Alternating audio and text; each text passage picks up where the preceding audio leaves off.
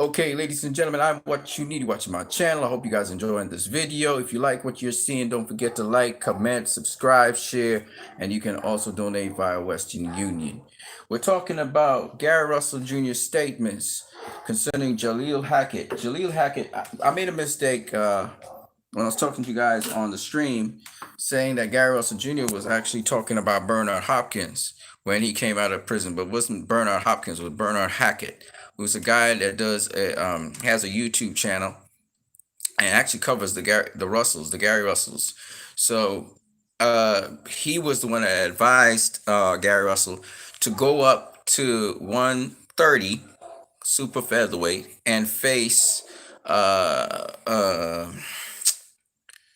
the boogeyman at that division, which is fuck, I can't believe I forgot the name of the guy. So he was suggesting that face that guy who's now probably the longest reigning super featherweight champion. I think he's the WBC champion, right? I can't remember his name for nothing right now.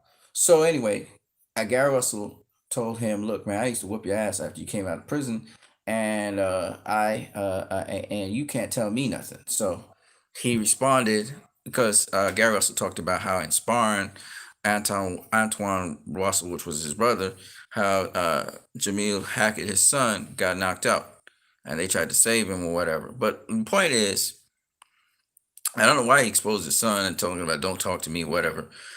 But Jalil Hackett is a young. We saw him in sparring. We saw him. He's in the amateur still, but he's really working hard. I think he was with. Let me see. He was with. We saw him sparring. I think we saw him sparring Devin Haney. I think so. But nice little guy. And his response to Gary Russell Jr.'s comments was, "It looks like the old school, the older guys are hating on the younger guys." He said, "Well, it is what it is. We just try to set examples. It's all love." And that was it for Jalil Hackett. And good, tough little guy, tough little fighter. I've seen him can box and stuff, and he's learning the craft. So looking forward to seeing him when he gets to the pros. As for Gary Russell Jr., I said it and I'll say it again. I don't know what's wrong with Gary Russell Jr., but Gary Russell's like, I don't know, man.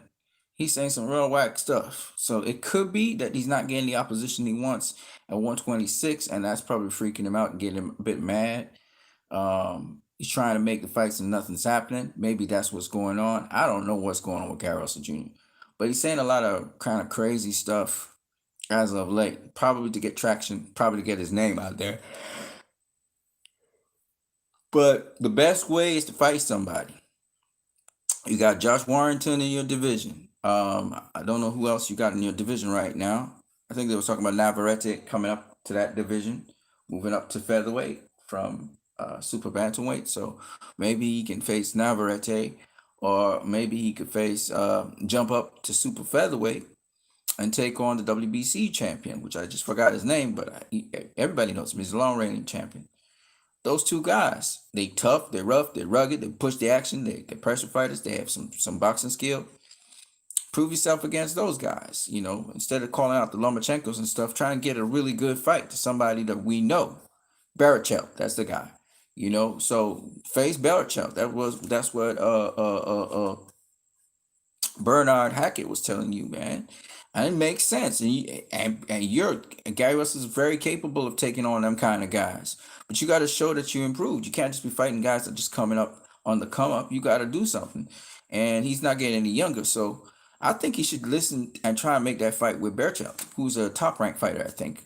Berchelt will be looking at the other top ranked fighter. Forgot what his name is. Who's looking to try and face Berchelt. But if Berchelt gets past that dude, Gary Russell should face Berchelt. And that pretty much shut up all the doubters and the haters and stuff. Now, I'm not saying Gary Russell of late hasn't had good fighters come through him. I mean, some really good fighters came through. He's faced some very good fighters. One is the super featherweight IBF champion now, which is Jojo Diaz. He faced him. He beat him. So I'm just saying, and Jojo Diaz was undefeated before Gary Russell beat him. And I'm just saying that Gary Russell, I mean, he should. It's up to him what he wants to do, but you can't be frustrated because you're not getting fights. You gotta You got to do a little bit more than you're doing. And if they're isolating you out, man, you got to find an innovative way to put yourself on the map, but not by talking so crazy. That's crazy talk, man. You know what I'm saying? We as fight fans will just look at him as like, dude, you insane or something? Just focus on things that are possible.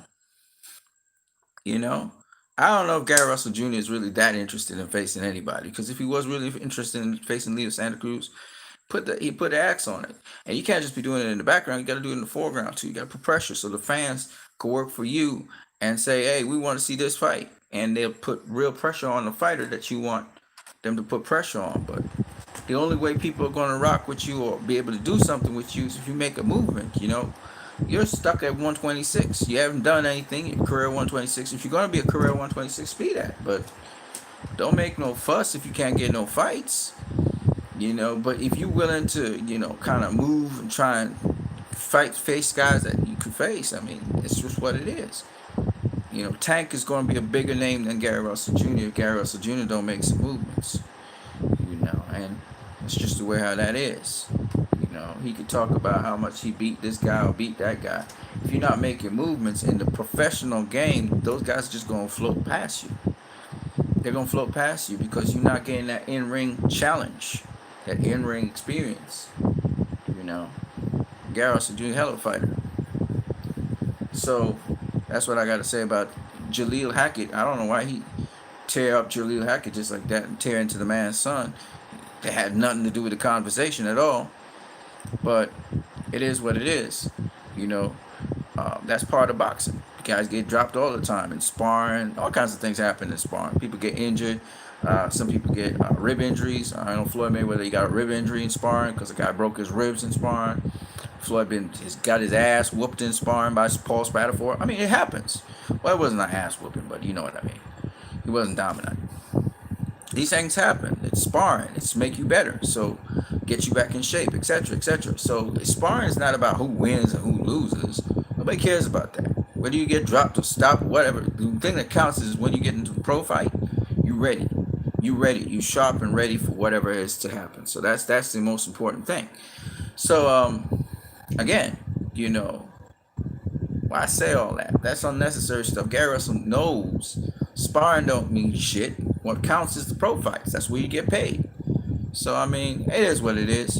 But at the end of the day, I was as happy that Jalil Hackett, how he took it, and that boy looked like tough as nails mentally. So looking forward to seeing more of Jalil Hackett as well. Talking about this other topic here, which is Jamal Charlo. I want to hear you guys' view on this. Jamal Charlo just Jamal Charlo said, you know what, I'm gonna go up to 160 and pick up that WBC title, 168. I would like to see that. I would like to see Jamal Charlo pick up the 168 WBC title. Let me tell you why. Canelo's up there, 1. 2, there's a lot of good fighters up at 168. Now I don't know if Jamal Charlo will want to stay up there or he's gonna come back down or what, but it's a great leverage tool. The WBC is the best organization out there. So maybe that'll get Jamal in a position to face Canelo and get some bigger bucks for it. But seeing that Benavidez don't respect his title and he just on the scales, why doesn't Jamal Charlo go get that title? And if he has to face Benavidez for it, great. Now he got a reason to face Benavidez because he's a WBC champion in the division just below. He would have first stakes at that title. So that means Benavidez will have to face him. So it could just be a great fight. You know, and Jamal Charlo now, he's got Derevyanchenko to handle. So, you know, a lot of guys looking beyond the fight in front of them. I hope they stay focused on the fight in front of them. And we'll see what happens, right? I'm going to catch you guys later. I am what you need. If you guys have any other questions or anything you want to throw at me concerning boxing, feel free. I just want to give a shout out to Jeff Mayweather from the Mayweather Boxing channel. You guys should check him out. He also is teaching people. He's doing it via remote. So he can do remote teaching as well as he can do hands-on teaching with you if you guys are in the Las Vegas area. So check out Jeff Mayweather. He is, what I would do to get trained by him. I just got to make sure my online stuff, I could pay stuff online. I think I'll just pay him also to get training. But first, I need to get my fundamentals really fundamental. But Jeff, man, Jeff is so good at it. I was watching him how he just got this guy to get his D up. It's so crazy what Jeff can do, and Jeff is really good at it. So, you guys, if you guys want to be personally trained by Jeff Mayweather, whether it's in the Las Vegas area or now he's doing it online as well, you guys should really check him out. He can give you one-to-one personal care. You can check him on his Instagram, his Twitter. He had a YouTube video out at some point, but you should really check him out because we don't know how long we will have these old school trainers with us. And Jeff is a very nice guy, very nice guy.